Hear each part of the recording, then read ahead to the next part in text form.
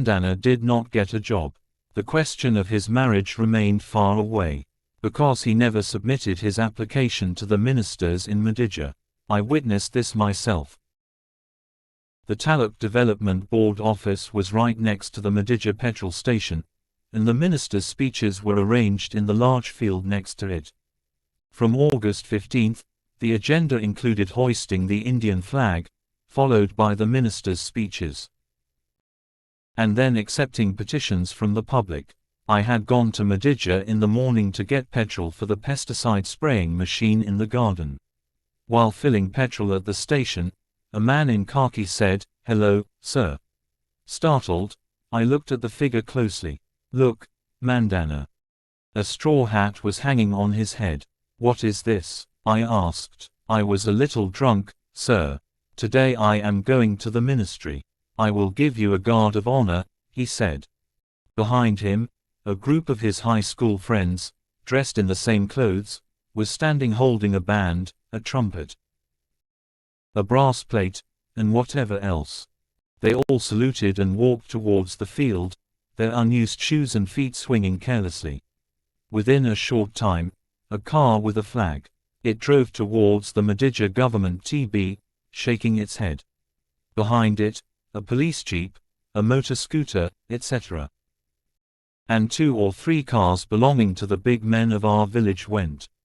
I filled the jeep with petrol and set off, thinking that the ministers had arrived and that I would take care of the program. As soon as the holy feet of the ministers arrived, the thieves, the thieves, the thieves, the thieves all came running, holding their sharp knives in their hands. From the group, words like, "Saheb, please come soon," fell on my ears. I was waiting near the bank. After a while, the ministers, looking at the flag tied tightly, arrived in front of the Taluk office, nodding their heads in agreement with the words of their neighbors. Everyone was standing in a row. Many were sitting. Someone shouted, "Ali, Ali, Dwajarahana," on a loudspeaker. The ministers, like Yaga priests, put on their muzzles and looked around once, then, looking at the flag tied tightly, pulled the rope. The flag untied with a bang and started flying solemnly in the wind. Thousands of rose petals tied inside it flew off and landed on the audience. At that exact moment, the band from Mandana's side blew the trumpet and played the tune, Prapapri, and Damara Damara Dam Damara Dam.